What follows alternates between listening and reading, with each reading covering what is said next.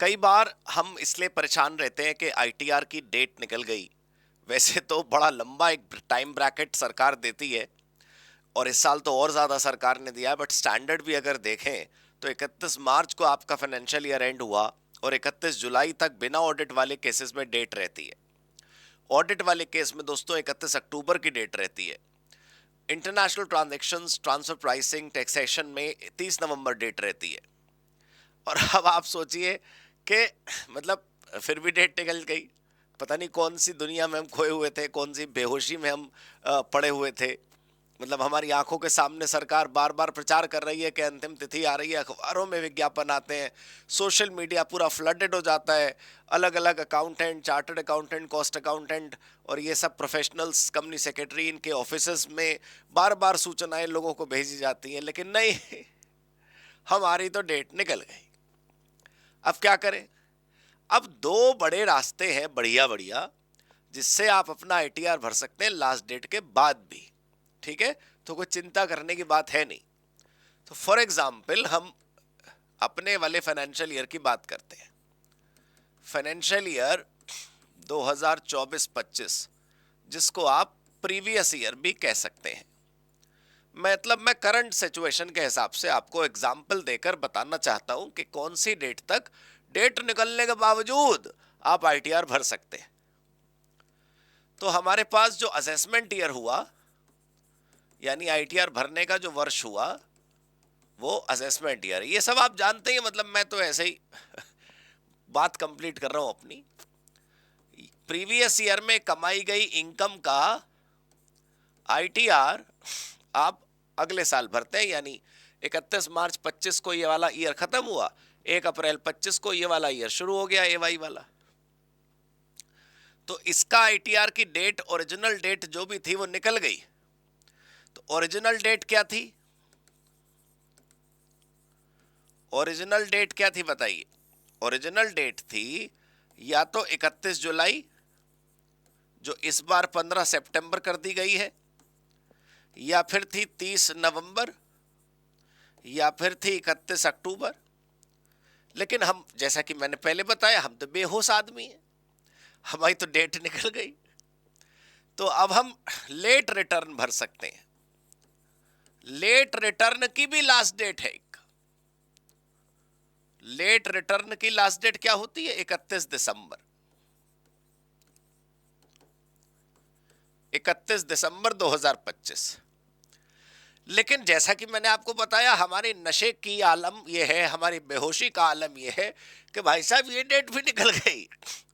मतलब हमारी जीवन की दीवानगी देखें, हम इतने व्यस्त हैं अपनी दिनचर्या में, अपनी जिंदगी में, कि ये डेट भी निकल गई और फिर हमें होश आ रहा है, हो अब क्या करें?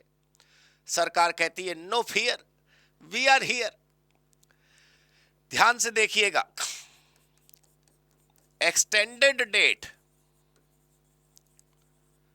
एक्सटेंडेड डेट, इस वाले आईटीआर को बोलते हैं आईटीआर यू। असल में ये सरकार ने कुछ समय पहले ही नया शुरू किया है। सरकार कहती है अगर तुम्हारी लास्ट डेट निकल गई तो लेट रिटर्न की जो डेट है उससे पहले पहले भर दो, कोई बात नहीं, 1,000 रुपए, 5,000 रुपए जो लगेगा लगेगा। लेकिन अगर ये भी डेट निकल गई तो सरकार ने एक आपको प्यारा सा रास्ता बताया है।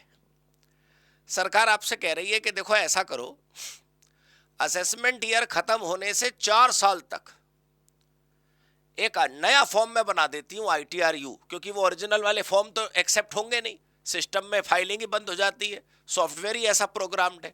तो सरकार ने एक नया रास्ता चुपके से बगल में निकाल दिया है। सरकार ने एक नया फॉर्म पैदा कर दिया है जिसका नाम है आईटीआर यू।